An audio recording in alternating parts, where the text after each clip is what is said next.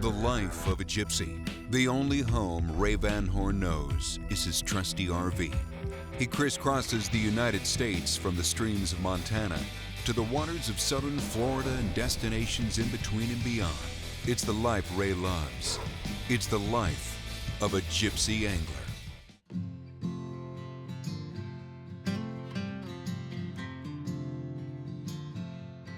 We came to the Keys, allowing a couple of days to shoot with Jimmy, and Jimmy kind of knocked it out of the ballpark with a shark deal. Another black tip. You can land these big animals. Look at that, that is just a cool animal right there. That is cool. There he goes. There you go, brother. I go, dude, what are we gonna do? I got another day, I gotta go fishing. And he goes, let's just go fishing. He said, let's go over toward the park area a little bit and try some of those really cool areas over there. All right, Jimmy, I've been wanting to do this show with you for a long time. You got a skill set that a lot of people may not realize, because you're known as a saltwater inshore captain, but you've got a lot of bass fishing experience, especially tournament fishing experience. You did quite well. Yeah. So I've been talking to you about doing this flipping pitching thing in laydown cover for big snook and goliaths for a while, and you were kind enough to say what? This is how I look when I'm ready. We're gonna go do something really cool. Taking me up to your backyard. Yeah, we're actually gonna go to my house via Almorada. From my house? From your house. Oh my goodness. Yeah, my travel coordinator's gonna love that. Again, we head out of Angler House Marina. We're heading over there, and the whole thing about the Keys is the versatility that you have the bayside option. You have the oceanside option. So no matter what side the wind's blowing, and if it really howls here, you can kind of find you a spot to spend the day in. You know, that just adds to the whole allure of the Keys. That's only that far on the map. It can't take that long. It's only 6 inches. That's right. Yeah, how bad can it be? There's about 92 little jigs and jogs we're gonna have to take to get around this corner here, but once we get there, we'll be good. I'm gonna take you past the jiggy joggy part and then put you on the straight line and you can take us to the promised land. So depending on how far you go in the Keys, you're gonna see everything. You're gonna see pristine, crystal clear water. Then you're gonna run through these little directional markers that you have to adhere to, because quite honestly, there's reefs all around there and there's a little cut. And you better know where you're going. So having an experienced guide taking you into the backcountry is really important. Another reason to hang out with Jimmy. And I don't get down to this area very much, and I've got a great Raymarine in my boat, and I can navigate that pretty easily. But it's really company. I said, man, you drive, it's your backyard. I'm just gonna chill, sit in the Barco Lounger here in my 2510, and you know, you do your magic. And we're going along, and it's beautiful, and we get over there near Flamingo. Jimmy said, we're gonna take a shortcut. We're gonna take East Cape Canal, hook a left, go into Lake Ingram. And I'm going, Lake Ingram, that's pretty cool. I've been through there a couple of times, but never on low tide. So you see the channel, but it's pretty narrow. And then it's like the moon, man, on the left side, the right side, it's all mud. It's about 3 feet up on the banks for hundreds of yards. And there are thousands of birds up there skimming the mud, getting crabs and shrimp and whatever, worms. I don't know, man. They're up there and they were busy. They were eating. And you go through there and you go, man, wow, man, you mess up in here, you could have a situation. So it's a hard outgoing tide. We'll head up towards Lossman and fish an area that I fish quite a bit when I'm in Chokoloskee. This is how far we went. I mean, just about where I get my mail. And pull in there, and all of a sudden, as fast as it was rough, the wind laid out, and I go, topwater time. We are on a dark moon, super, super low tide. You can see we're probably a mile from the bank. And this grass flat's got some really good potholes, and there's a lot of snook, redfish, trout, a lot of sharks. And Jimmy and I are thinking we're gonna get a little topwater action maybe. Ooh, Jimmy, got him. Trout-alicious. That's a little redfish. Little redfish thinks he's a croaker. Nope, it's a trout. Well, which is it? Well, it's a trout. Looks like a trout to me. It's a trout. I was hoping. We had some epic strikes, but I mean, for whatever reason, they didn't hook up. That's top water fishing. We had some redfish blow them out of the water, some snook, some trout. It's a great thing about topwater fishing. Even if you don't catch them, it's that experience of seeing that explosion. And that's why I throw it, man. Dude, what is that?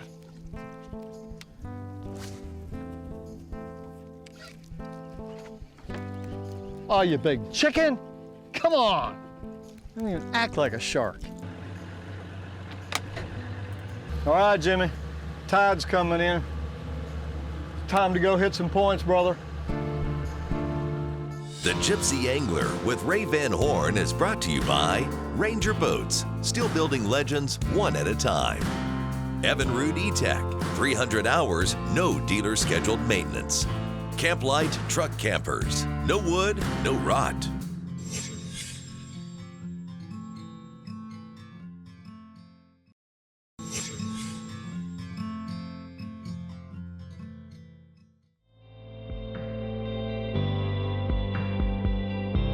All right, Jimmy, tide's coming in. Time to go hit some points, brother. You know, that flat was pretty shallow, and then all of a sudden you could see the eelgrass go whoop and turn back in. We knew the tide was starting to come in, and that's the tide that I wanted to try some of these rivers with Jimmy. And I said, man, let's hook it up and run a little farther south and fish these river mouths, these points with all the hurricane debris. And there's ledges. Not only are there visible snags and logs, sunken logs, we see a lot of that on that side vision on the Ray Marine. That is a huge, huge helpful tool. Depending on the tide, depending on the water clarity, there's so many variables. And you pull in there, you're gonna see bait. There's lots of mullet in there right now, lots of pilchers, a lot of bird activity, all these signs of life. Those are indicators. You pull into one river mouth, may not be anything. I'm probably not gonna stay there. That's how I kind of decide where I'm gonna fish, are the signs of life, the bird life, the bait life, all these things that I'm looking for. That's why the fish are there. The wind just fell out. Once those storms got past, I mean, it's just slicked off. I know. Kind of hot, kind of muggy. A little moist, a little moist. I mean, it was blowing 30, now it's blowing 3. I prefer 3. Yeah, unfortunately, I believe we'll probably have some more storms later. Yeah. I see them brewing up there on the horizon. It's that time of the year, man. You know, there's some spots that just look so good. The anticipation factor alone, I mean, you're like, I was all but standing on my toes because I knew it was gonna happen. I knew it, I could feel it. I pitched in there, it drifted about a foot, it dropped down, and then it was thump, man. Got him. Red bass. Red bass.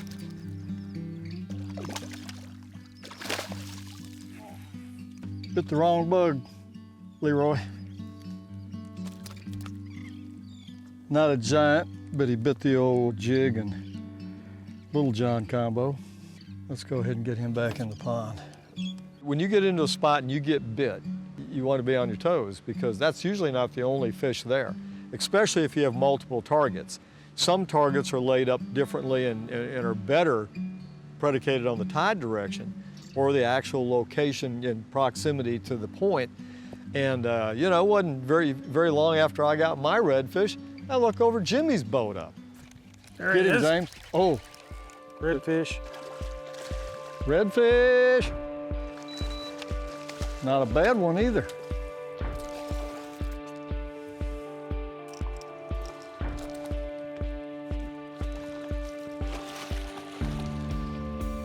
Grab him for you, James? Yeah, I'll let you apprehend him.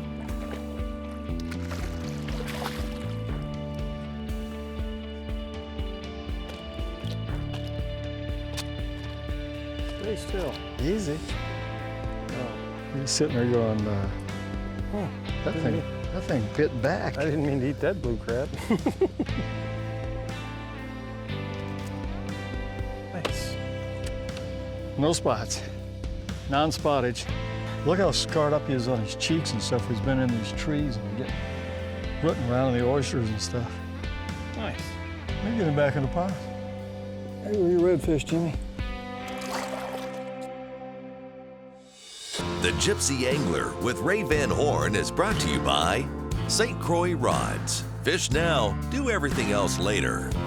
FRIGID-RIGID Coolers, the last cooler you'll ever buy.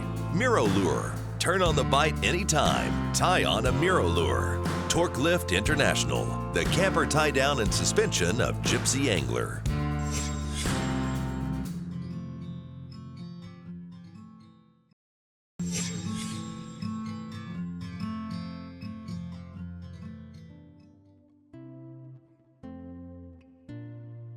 This is really cool up in here. It's like fishing tidal rivers and for bass. Same techniques, flipping, pitching. It really is, Jim, because there's our house. And then you have to employ a technique with the right gear to extract them.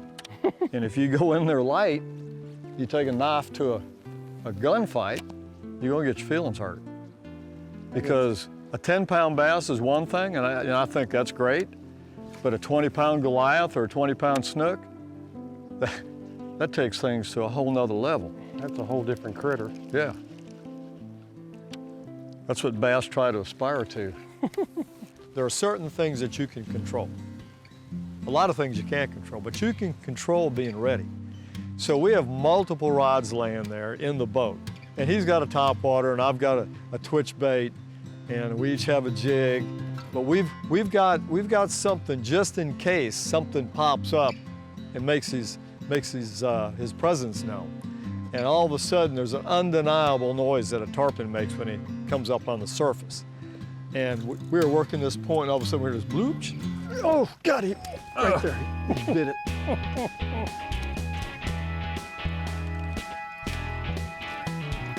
Oh God, get him! Oh, show! What pound leader did you have on? Whatever you had tied on this thing. Ooh, you had the man right there, buddy. Oh, jumped again. Trying to get rid of that sea dog. That's why I try to throw 80-pound leader on everything. Everybody thinks I'm nuts. That's why, right? 80-pound leader would have been fine, but the braid broke. And I grabbed the Catch 2000, cast it out there, give it one twitch, and I jerk back, and that plug comes flying back, and it got Jimmy. He was kind of compromised, but he had picked up his plug rod. He doesn't even miss a step, and he slides that old topwater out there, sheep up, kaboom! And that tarpon was hot. That fish was lit up, dude. The first thing it moved, he was gonna kill it. Well, I gave him a parting gift. I teased him up for you. I get no credit for anything. Oh, sure you do. You got the assist. One of the really cool things about the Keys, geographically, how it kind of relates to the Everglades, there's some great options there, but it's a long run. So having the right bay boat powered by 300 horses so I can get there quickly, dry, safe ride, and then to be able to get into shallow scenarios where I can really go after those snook and tarpon and redfish, that's a key deal. When it comes to gear, it's all about options and being prepared. We're in the Keys and the Everglades, there's tarpon around. I've always got that in the back of my mind. I've always got a heavy rig with a hard bait ready to throw at a tarpon. May not need it, but if I need it, it's laying right here. When we got over to the Everglades, my whole thought process was based on the tide that these fish were going to be on outside points and hurricane debris in the structure. This is nowhere to be throwing light gear. You've got to have industrial strength tackle, conventional setup with heavy, heavy braid. In this case, this is 70-pound, 80-pound leader. And then you've got an extraction device on the end of that. And this is a bass flipping jig. This is made to pull big fish out of heavy cover. And it's the same technique. You're pitching and flipping into laydown cover, pulling out Goliath grouper, snook, tarpon, whatever's going to be in there. This is how you get them out with a crane. The Gypsy Angler with Ray Van Horn is brought to you by ProCure Bait Sense, ruthlessly effective. Blue Point Fabrication. If you can dream it, we can build it. Dick Norris GMC, the preferred truck dealer of the Gypsy Angler. Bob's Machine Shop. Go fast, go shallow, go efficient.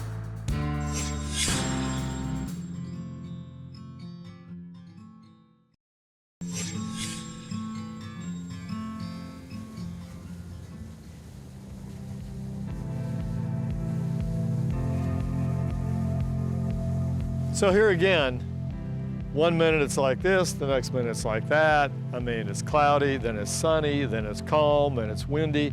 Changes wind from the east to the west, west to the east. Well, it wasn't any different, you know. It went from being calm to now all of a sudden, the weatherman said it was going to be east-northeast all day. That's not how it happened, okay? All of a sudden, here it comes out of the west, and it had some torque.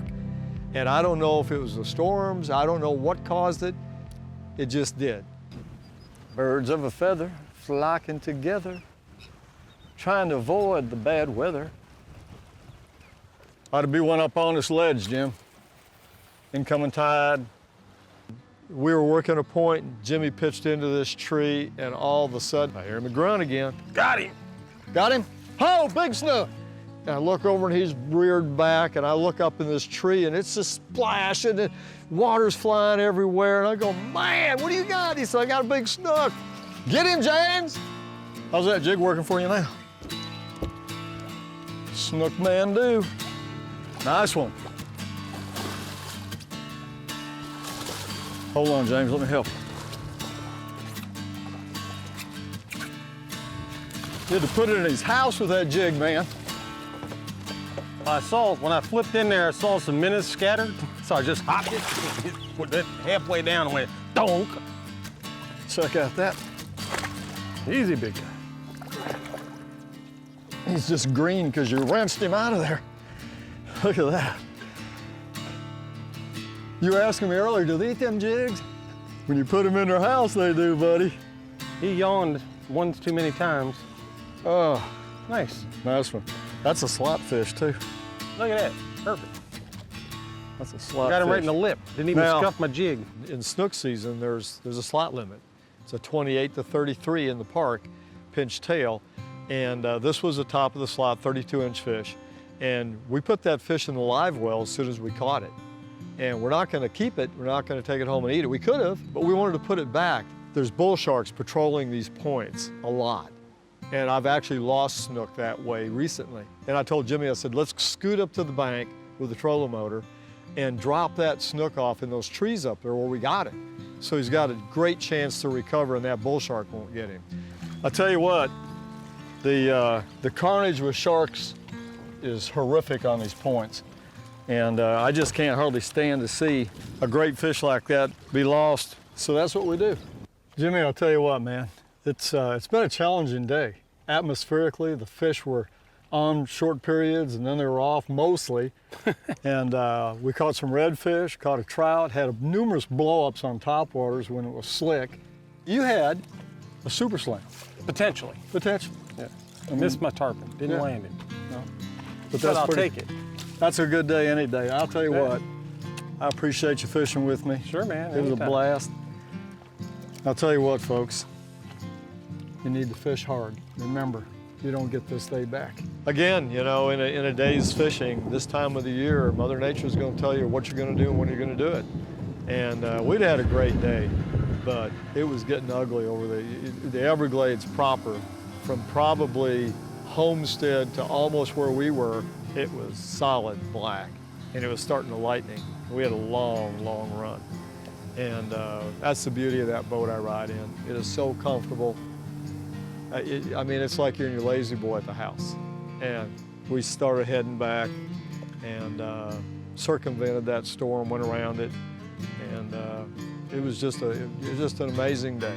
I can't thank Jimmy enough for fishing with me. I can't thank the Islander Resort for being our accommodations host here. It's a wonderful place.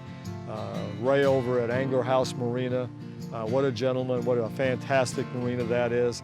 The whole experience, the Keys, it's like Mecca.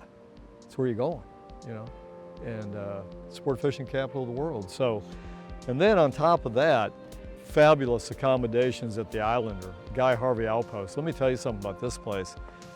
They have an oceanside property and they have a bayside property. We're staying at the oceanside property, and we're looking literally at the Atlantic Ocean in our downtime. You know, when we're not fishing on the bayside or fishing on, we're looking at it.